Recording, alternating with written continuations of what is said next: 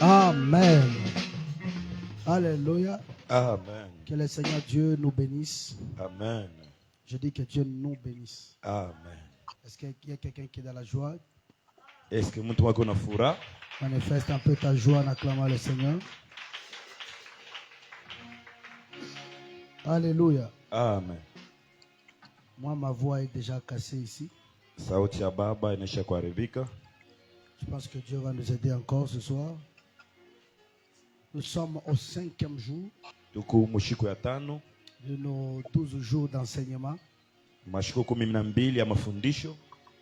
Et je pense que jusque-là, il y a quelqu'un qui est béni toujours. Na mpaka hapa kuko mtu mwanabarikiwa. Et je pense que avant que ça ne finisse, Kabla bishe, il y a quelqu'un qui sera encore plus béni. kutakuya mtu mwatabarikiwa tena sana. Même si tu ne me donnes pas un amen, moi je Hata kama crois. unipatia amen ya mzuri, mimi naaminia. Je suis parmi les défenseurs de la foi. Mimi nakuya katikati ya bali beko na komania imani. Parmi les gens qui peuvent croire là où les autres ne croient pas. Katikati ya bantu wale wanaweza kuamini fashi bingine baaminie. Amen. Amen.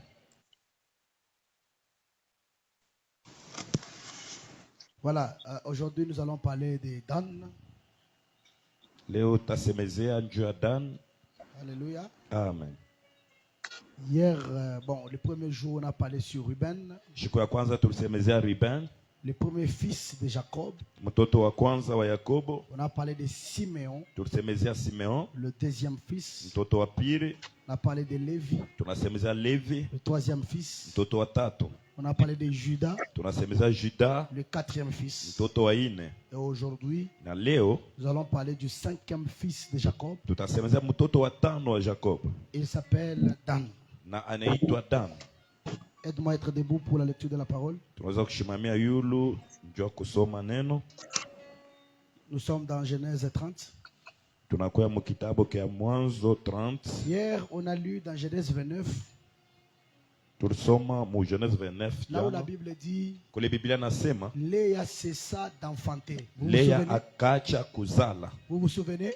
Mnakumbuka? J'avais insisté, j'ai dit il faut retenir cette phrase-là. Papa alisema inabidi mubambe ile misemo. Donc ça veut dire, hier là, Ni kusema jana ile Léa, son dernier fils, c'était Judas. mtoto wake wa mwisho ilikuwa ni Juda. Selon Genèse 29, Kufuatana na Genèse 29. après avoir donné naissance à Judas, Kisha kuzala Juda, la Bible dit, elle cessa d'enfanter. Biblia nasema akaacha kuzala.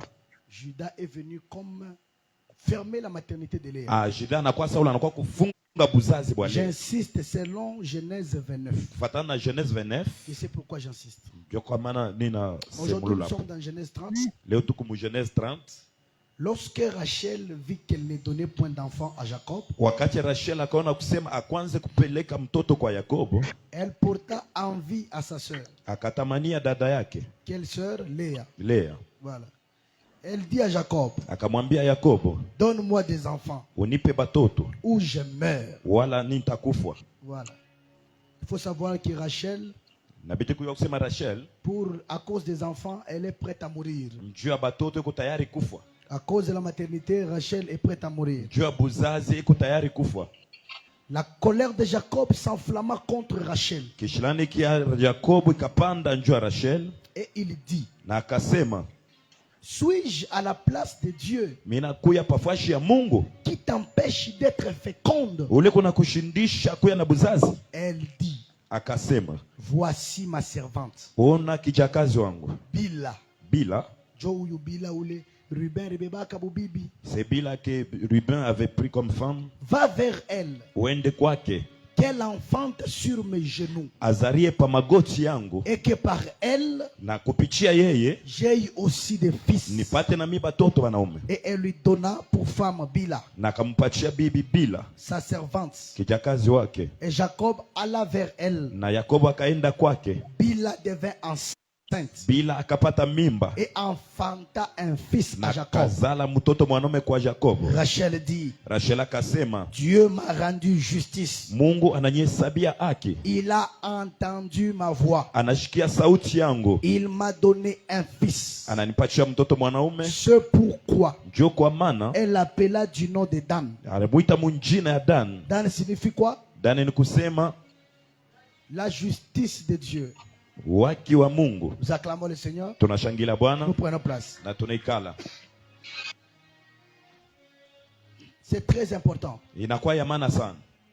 Les derniers jours, je vais Siku ya mwisho mettre l'argent en jeu. nitaweka makuta sababu vile mchezo. Les jours de la clôture, Siku ya kufunga il y aura 12 questions. kuna kuya makestion 12. Celui qui réussit, celui qui parvient à réussir Ula tafika mkuweza aura 50 000.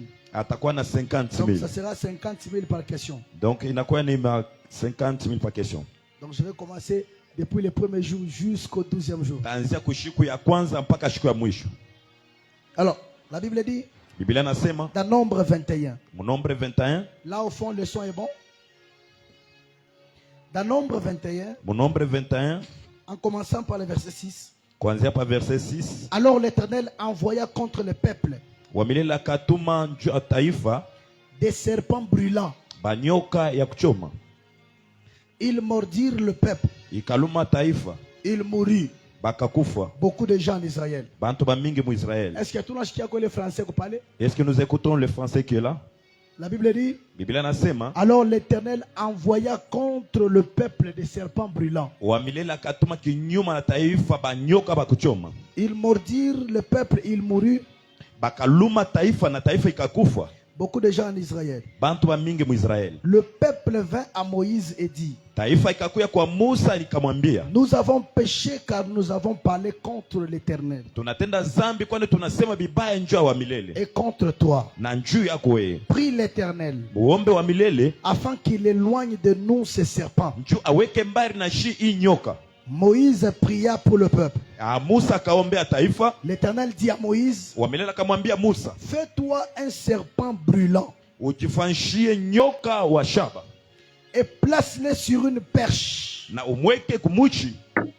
Quiconque aura été mordu Ule yote atalumiwa na nyoka et le regardera, na akimwangalia ule nyoka wa shaba très bien, conservera la vie. atachunga bushima. C'est bon? Nous continuons avec nos enseignements Tunaendelea na mafundisho yetu et nous sommes en train de parler de tous les 12 fils de Jacob. na tuko nasemezea njoo watoto bote 12 ya Jacob.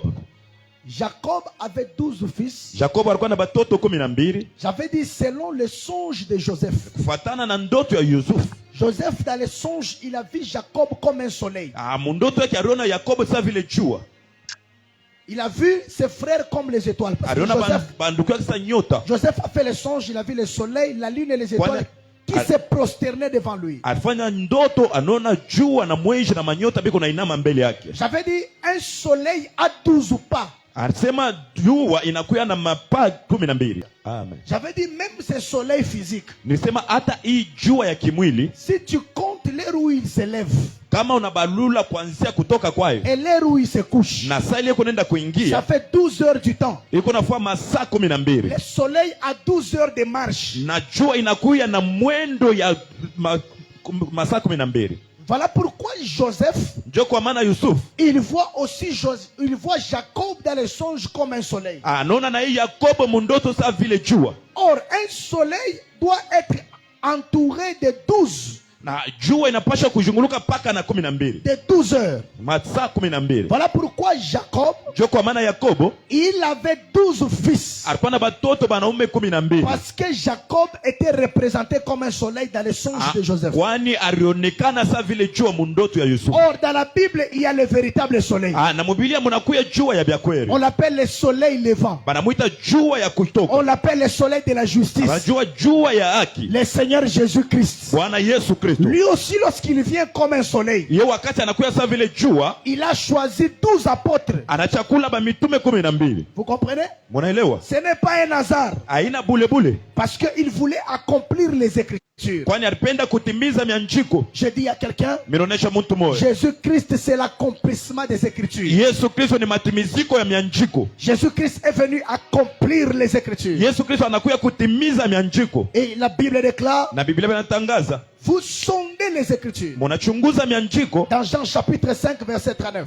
Jean chapitre 5 verset 39. Vous pensez avoir la vie en elle, Munawaza kupata bujima ndani yayo, alors que ce sont les Écritures qui témoignent de moi, Jésus. lakini ni mianjiko ndio kuna shuhudia njuu yangu mimi Yesu. De Genèse à Apocalypse, Kuanzia mwanzo mpaka Ufunuo, les Écritures témoignent que de Jésus. mianjiko kuna shuhudia mpaka njuu ya Yesu. Dans les livres de Hébreux, Mukitabu kia Ibrania il dit ceci, Jésus dit. anasema hivi Yesu. Jésus dit, Yesu anasema, tu n'as voulu ni offrande ni holocauste, haukupende wala sadaka ya kuteketeza, mais tu m'as donné un corps. wala unanipatia mwili. Et dans les rouleaux, Na mukitabu il est question de moi. inanjikiwa njuu yangu. Les rouleaux ici, Ikitabu iki c'est la Torah. inakuya ni Torati, C'était les livres inakuya ni kitabu kia là où les Musa. prophètes ont écrit, Kule ba nabii barandika, là où Moïse a écrit. kule ba Musa arandika. Mais Jésus, en venant sur la terre, Me Yesu mkuya pa dunia il dit, il est question de moi. anasema ni mambo yake njoo Ça inanjikiwa. veut dire toute la Bible parle de Jésus. Ni kusema Biblia yote inasemeza paka njoo ya Yesu. Maman, quand tu vois un prédicateur qui prêche, Wakati unaona mhubiri kuna hubiri, mais il ne fait que donner ses exemples de vie. me kuna leta paka mifano ya maisha yake. Non, j'étais à Johannesburg, Alikuwa mu Johannesburg, quand j'étais en Belgique, wakati alikuwa mu Belgique,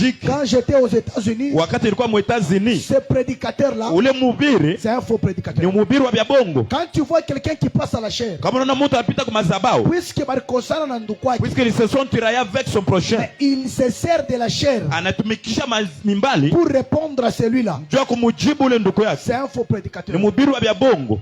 J'ai dit dans la parole, Mimi nasema muneno il n'y a pas la place pour les histoires de politique. hamuna fashi njoo ya bintu vya mapolitiki. Un prédicateur ne peut pas monter à la chair Mhubiri hawezi kupanda kwa madhabahu et commencer à dire à ses fidèles que voilà constitution, il faut kufanya hivi. na Non. mwanze kuonesha waaminifu wao muone constitution inafaa hivi na hivi. Alléluia. Amen. Un prédicateur Mhubiri ne peut pas venir ici hawezi kuya hapa et il vous dit que moi je suis de l'IDPS. amionyesha kusema mie niko wa IDPS. Et cette église c'est pour les gens de l'IDPS. Anai kanisa ni ya bantu wa IDPS. Non, Hapana. non, non, non. Hapana. Dans les Écritures, Mumianjiko les partis politiques n'ont pas de place. maparti politiki haina nafasi. Il n'y a que la place d'une seule personne. Kunakuya fashi tu ya muntu moya, Le Seigneur Jésus-Christ. Bwana Yesu Kristo. Ce soir, remettons Jésus au centre. Magharibi leo tumweke Yesu mukati. Je dis remettons Jésus au centre. Mimi nasema tumrudishe Yesu mukati. Au centre de nos prédications. Mukati ya mahubiri yetu. Remettons Jésus. Tumrudishe Yesu. La parole de Dieu, Neno ya Mungu on ne la prêche pas selon ce qu'on l'a vécu. abayubiri yake kufuatana vile turishi. On la prêche selon ce qu'il est écrit. Tukuna hubiri kufuatana vile binanjikiwa. Ce qui est écrit, Vile nanjikiwa c'est ce qui doit être communiqué. jo ile napasha kutangaziwa. Je prie et je déclare. Amina omba na kutangaza. En cette saison, Muyi wakati que Dieu te fasse grâce. Mungu akujalie neema. Alors, lorsque Léa voit, Wakati Lea anaona non, lorsqu'il donne naissance à Judas, anazala Juda, la Bible déclare elle cessa d'enfanter. Biblia nasema akaacha kuzala. Et de l'autre côté, Rachel Na ngambo nyingine Rachel naye commence à faire la pression à son mari. anaanza kumuria sana bwana yake. Comment tu ne sais pas me donner des enfants? Namona kana ujue kunipachia batoto. Je suis sûr Mimi nakisha kusema qu'elle a parlé sur Jacob. alimsemezea Jacob. Mais ce que j'aime, Na kile mimi napenda Jacob lui a dit, Jacob anamwambia, est-ce que moi je suis à la place de Dieu eski mimi nakuwa pafashi ya Mungu pour te rendre féconde? juu nikupe buzazi? Ça veut dire Jacob a reconnu Ni kusema Jacob anajua kusamba que la stérilité de Rachel asema butasa bwa Rachel ne dépendait pas de Rachel, haikuwa inafuatana na Rachel ni de Jacob, wala ya Yakobo, mais ça dépendait de Dieu mais ilikuwa lui-même. ni mambo ya Mungu ye moya. Il y a certaines choses qui t'arriveront, Kuko vitu vingine vitakufikia ça ne sera pas pour te tuer, abisa kwa njua kukua, mais ça sera que pour que la gloire de Dieu soit manifestée mais dans ta itakuwa vie. njua utukufu ya Mungu ionekane pa maisha yako. Dieu permettra Mungu ataruhusu que certains combats viennent dans ta vie vita ingine kwa pa maisha yako, pour que tu apprennes à l'honorer, à le respecter. njoo ujue kumheshimia na kuita. D'ailleurs, pendant que je parle, Wakati mimi nasema l'onction qui t'attirera le combat, upako ile nakukotea vita, c'est la même onction qui t'apportera la solution à ces combats-là. njoo upako moyo itakuletea tena ushindi muile vita. Ce que Dieu te donne, Bile Mungu yako nakupa, même si aujourd'hui, hata kama leo tu as comme l'impression que tout tourne en rond. unaweza kusema vyote wewe unashukuru paka fashi moya. Mais puisque Dieu t'a déjà donné Jacob, Njoo Mungu anaisha kukupa Jacob. crois qu'avec Jacob, un Aminia. jour tu auras des enfants. avec Sema lui. na Jacob shikuma utakuwa na batoto. Mais Rachel, Rachel elle prend Bila. anamubeba Bila Elle présente Bila. Anamuonesha Bila. Dans la Bible, Mu Biblia, quand tu vois Abraham wakati unaona Abraham aller vers Agar, anaenda kwa Agar, ce n'était pas par Abraham, haina kufuatana na yeye mwenyewe Abraham, c'est par l'autorisation de Sarah. ni kwa ruhusu ya Sara.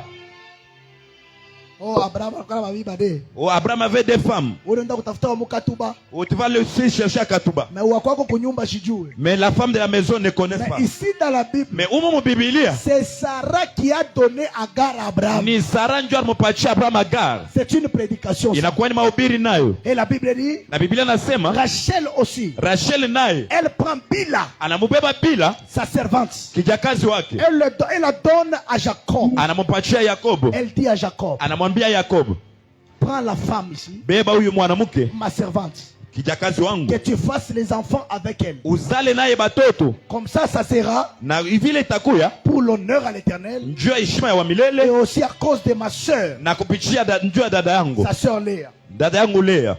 Jacob n'a pas refusé. Yakobo achukatale. Tu dois mettre en tête Unapaswa kama kichwa que Jacob ne refuse pas Yakobo akatalake quand Rachel lui présente une autre femme. kama Rachel anamuonesha bibi mwingine. Alléluia. Amen. Abraham aussi Abraham naye ne refuse pas akatalake quand Sarah lui présente Agar. wakati Sara kunamuonesha Agar. Alléluia. Amen. Ce sont des prédications. Inakuwa ni mahubiri. Alors, lorsque Bila tombe enceinte, Wakati Bila anapata mimba, après elle donne naissance à un garçon, anazala mtoto mwanaume, on lui appelait comment? banamuita nani? Dan. Banamuita Dan. Dan Dan veut dire ni kusema la justice waki de Dieu. wa Mungu. Qui est Dan? Dan anakuwa nani? Pour Jacob. Njuu ya Yakobo. Et qui est Dan? Na Dan ni nani? Pour Bila. Njuu ya Bila. Attention. Kebange.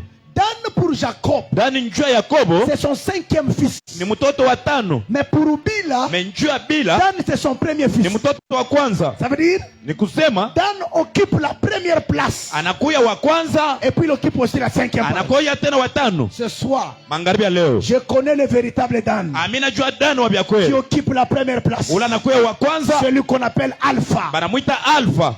Et attention, Na kebange dans le livre de Deutéronome 32, mukitabu kia Deuteronome 32, j'avais dit, papa alisema il y a 2 personnes qui ont béni les enfants de Jacob.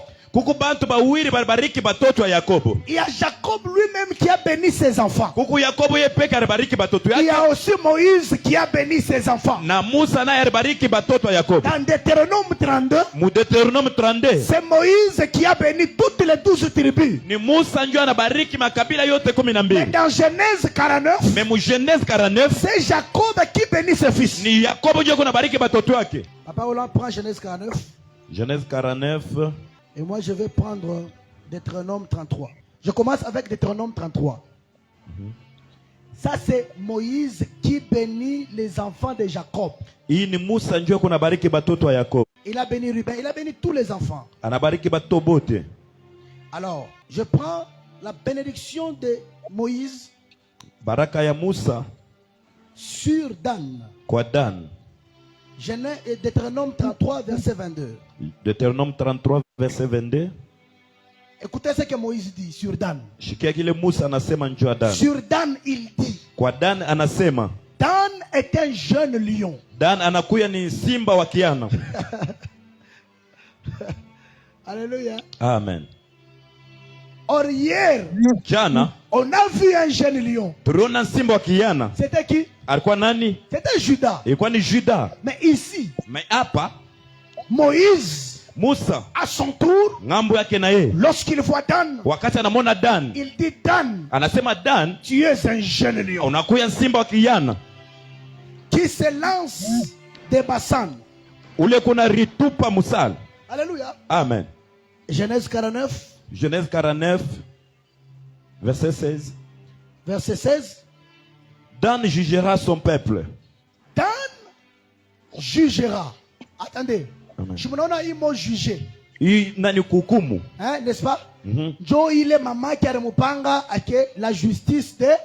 C'est ce que la mère l'a donné le nom de la justice de Dieu. Vous voyez comment les écritures sont frères. Munaona vile mianjiko iko napatana, iko banduku. Miandiko ikombanake. Les écritures ne se combattent pas entre eux. Ce n'est pas pour rien on précise des choses. Aina bule beko nakikisha bintu. De l'autre côté, lorsque Dan est né, Wakati nyingine kule Dan la azarikwa, mère a dit la justice de Dieu. mama anasema uwaki wa Mungu. Ça veut dire la justice de Dieu passera par Dan. Ni kusema uwaki wa Mungu utapitisha kwa Dan. En d'autres termes, Unamwona ingine, Dan sera le juge de ses frères. Dan atakuwa ni muamuzi wa banduku yake. Let's go. Dan jugera son peuple. Attention. Kebange. C'est Dan qui va juger le peuple. Ni Dan ndio atahukumu taifa. Let's go. Comme l'une des tribus d'Israël. Comme l'une des tribus d'Israël. Dan sera un serpent sur le chemin. Attention. Ici, c'est Jacob qui bénit Dan. Hapa ni Yakobo ndio kuna bariki Dan. Il dit Dan sera un serpent sur le chemin. Asema Dan atakuwa sa nyoka mubalabala. Moïse a béni Dan comme qui? Musa alibariki Dan sa vile nani? Baokungambo. De l'autre côté, Un jeune lion. Très simba bien. wa kiana. Très bien. Baokungambo.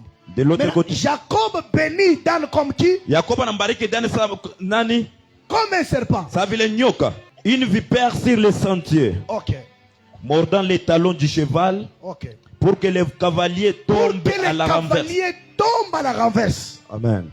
Ça veut dire, Ni kusema ici, hapa Jacob bénit Dan Yakobo yuko nambariki Dan comme un serpent, sa vile nyoka, mais sur le chemin. mais mubalabala. Attention, Kebange Dan n'est pas un serpent de la forêt. ana nyoka wa mpori, Parce que le serpent de la forêt, kwani nyoka wa mpori un jour il s'est retrouvé devant Ève. siku moja alikuta mbele ya Eve. Mais Dan c'est un serpent Mais Dan anakuwa nyoka qui reste sur le chemin. yuko nabakia mubalabala. Attention, Kebange le chemin. balabala, Le chemin. balabala. Lorsque tu trouveras un serpent dans le désert, Wakati utakuta nyoka mjangwa, non, lorsque tu trouveras plutôt un serpent dans la forêt, wakati utakuta nyoka mpori, fais attention avec ce serpent. Kebange na ule nyoka, Le véritable serpent, nyoka wa byakweri, le véritable Dan, Dan wa byakweri, il est sur le chemin. ye eko ni mubalabala. Maintenant, regardez Asa tuangalieni comment les enfants d'Israël s'est déplacés. namuna kani batoto wa Israeli balikuwa na deplace. Le déplacement des enfants d'Israël s'appelle le campement. Kutembea kwa batoto wa Israeli kulikuwa naita campement. Attention, le déplacement des enfants d'Israël, Kutembea kwa batoto wa Israeli ça s'appelait des campements. inaitwa makampement. Ils se déplaçaient campement par campement. Baraanza kutembea makambi na makambi. Maintenant, regardez comment ils se déplaçaient. Angalia vile balikuwa natembea. Devant, ceux qui étaient devant, Bale balikuwa kumbele, ce n'était pas n'importe qui. haikukuwa bantu bote bote. C'était la tribu de Juda Ilikuwa ni kabila ya Yuda. qui était devant. Bale balikuwa kumbele. Or, Juda dans la Bible est reconnu comme qui? Juda mu Biblia banamjua sa vile nani? Comme un lion, Sa vile simba. comme un jeune lion. Sa vile simba wa kiana. Et derrière, Na nyuma, ceux qui étaient derrière, bale balikuwa kumwisho. c'est la tribu de Dan. Ilikuwa ni kabila ya Dan. Ça veut dire, Ni kusema devant c'était un lion, mbele ilikuwa ni simba, simba et derrière c'était un serpent. na mkongo inakuwa nyoka. C'est comme ça que leur marche ressemblait. Ndio vile balikuwa natembea. Selon Moïse, Dan est qui? Kufuatana na Musa, Dan anakuwa nani? Dan est un jeune lion. Anakuwa simba wa kiana. Dans la Bible, Donc mu Biblia, Judas s'appelle aussi Dan. Juda naye anaitwa tena Dan. Parce que Judas c'est un jeune lion. Kwani naye anakuwa simba wa kiana. Dan aussi c'est un jeune lion. Dan naye anakuwa simba wa kiana. Alléluia. Amen. C'est bon? Maintenant, regardez. Mwangalieni sasa. Dan c'est un homme.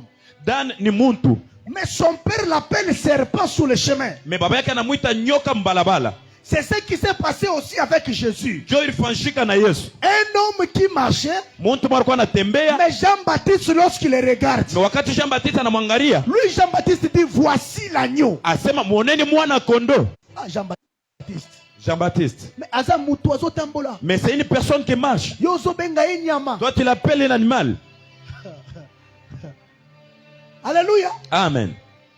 Jésus, il était physiquement en train de marcher. Yesu alikuwa mkimwili yeko natembea. Mais Jean-Baptiste l'appelle agneau. Mais moi Jean-Baptiste anamuita mwana kondoo. Jacob aussi. Yakobo naye Il était en face de Dan. alikuwa mbele ya Dan Physiquement. mkimwili, Mais il a appelé un serpent sur le chemin. mais anamuita nyoka mbalabala. Ce soir, Magharibi ya leo. Dieu me dit de te dire, Mungu ananiambia nikuoneshe. il y a un serpent véritable Huku nyoka wa vya kweli. qui va faire un travail excellent. Ula atafanya kazi ya mzuri. Et je dis, il va faire un travail excellent. Mimi nasema atafanya kazi ya mzuri. Dans Nombre 21, Mu Nombre 21. la Bible déclare Biblia inatangaza que les enfants d'Israël, kwa watoto wa Israeli lorsqu'ils ont désobéi à Dieu, wakati bali tenda zambi mbele ya Dieu Mungu, leur envoya des serpents brûlants. Mungu akabatumia banyoka bakuchoma. Et puis écoutez ce que la Bible précise. Na mshike vile Biblia inahakikisha Ces serpents-là, bale banyoka lorsqu'ils viennent te mordre, wakati anakuwa anakulumisha c'est tu meurs sur place. na unakufa mara moja. Parce que c'était des serpents brûlants. Mais kwa banyoka bakuchoma.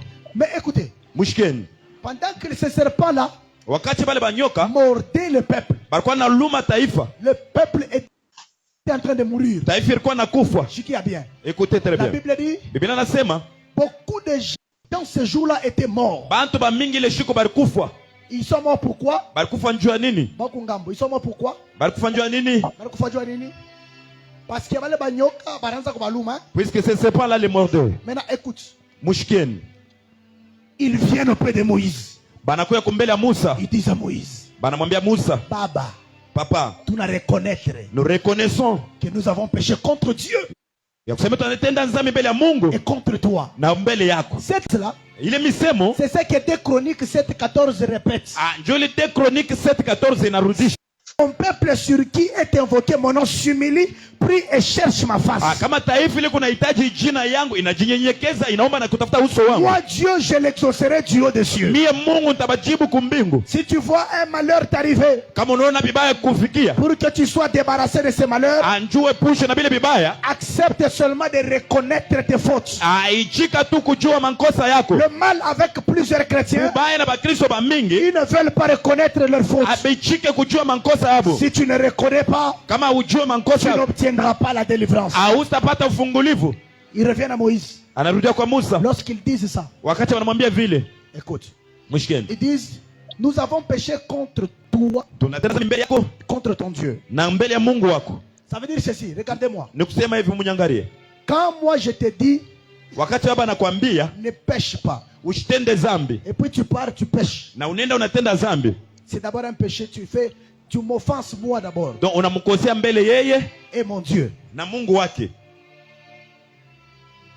Donc ukinishirikisha mie, Lorsque vous l'énervez, automatiquement na Mungu wangu unamshirikisha. mala moya même sonje est énervé. C'est comme ça que ça se passe. Dieu vipi nafanyikaka. Quand ton pasteur transpire pour te prêcher la parole, Kama baba yako yuko natoka jasu ndio akupa neno et puis tu rentres dans les péchés, na unarudia munzambi, dis-toi que tu es en train de pécher contre ton pasteur et contre son Dieu.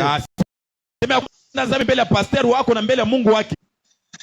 C'est ça que ça veut dire. Ndio vile vinafaa kusema. Lorsqu'ils reviennent auprès de Moïse, Wakati warudia mbele ya Musa, Moïse part aussi auprès de Dieu. Musa naye anaenda kumbele ya Mungu. Moïse plaide. Musa anariria Mungu. Écoutez ce que Dieu dit. Mshike kile Mungu anasema. Dieu dit ceci. Mungu anasema hivi. Fabrique Fanya un serpent nyoka moya brûlant wa shaba que tu vas fabriquer. ili utafanya. Ça veut dire que ça sera comme une statue. Donc itakuwa sasa sanamu. Très bien.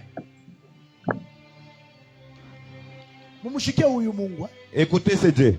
Mumushiki. Écoutez ce Dieu. Il dit à Moïse, fabrique un serpent. Fanya nyoka. Tu lui mettras Utamweka sur une perche pamuchi un peu élevée. yenye kunyanyulika. Alors quiconque sera mordu Ule yote batalumisha kwa nyoka. par le serpent Kwa nyoka et tournera son regard na akageuza macho yake sur le serpent des reins, kwa nyoka wa saba, il ne mourra pas, hata kufa, il vivra. ataishi. Ça veut dire, Ni kusema si tu veux mourir, kama unapenda kufa, regarde la morsure du serpent. angalia kilonda kia nyoka, Là tu mourras. pale Mais utakufa. lorsque tu prends tes regards, Me kama unabeba macho tu yako les retournes vers là, unaigeuza kunyoka wa shaba, à la perche, kumuchi là où il y avait un serpent des reins kule kulikuwa nyoka wa shaba fabriqué par Moïse, mwenye kufanya kwa Musa, tu ne mourras pas. La hautakufa. Bible déclare, Na Biblia inasema quiconque regardait ce serpent ule yote alikuwa anaangalia nyoka ne mourrait pas, ashikwanze kufa, il vivait. alikuwa anaishi. Quel est ce serpent-là Ni nyoka kani ule qui est capable de le regarder ule kuna uwezo wa et ukimwangalie être sauvé de la mort? na anakokoa kulufu. Ce serpent-là, Ule nyoka c'est le Seigneur ni Jésus. Bwana Yesu Kristo. Jean 3, 14. Jean chapitre 3 verset 14. La Bible dit, Biblia nasema, et comme Moïse éleva le serpent dans le désert, namuna moyo moyo Musa aliinua nyoka mjangwa, il faut de même que le fils de l'homme soit. inabidi mtoto wa mtu naye inuliwe. Ça veut dire, Ni kusema le serpent que Moïse a placé là, ule nyoka Musa aliweka ule, c'était l'image de Jésus qui devait monter à la croix. ilikuwa ni picha Yesu alipata kupanda kumsalaba. Est-ce que quelqu'un entend ça? Est-ce que mtu anashika ile? Écoutez, Mushikeni. Moïse, Musa il reçoit l'appel de Dieu. anapokea mwito wa Mungu. Il avait un bâton de berger. Alikuwa na muchi ya bachungaji ya kondoo. Parce qu'avant que Moïse, Dieu ne l'appelle, il était berger. Anjo kusema Musa apate mwito alikuwa mbele mchungaji wa kondoo. Dieu lui dit, Mungu anamwambia, jette ce bâton par terre. asema tupa ule muchi wako chini. Moïse jette le bâton. Musa anatupa muchi chini, Ce bâton là devient quoi? na ile muchi inageuka inakuwa nini? Devient un serpent. Inakuwa nyoka. Attention. Kebangi. Et puis il dit, tiens ce bâton. Asema gusa ule muchi. Il le tient par la queue. Anaikamata kumukila. Il est redevenu un bâton.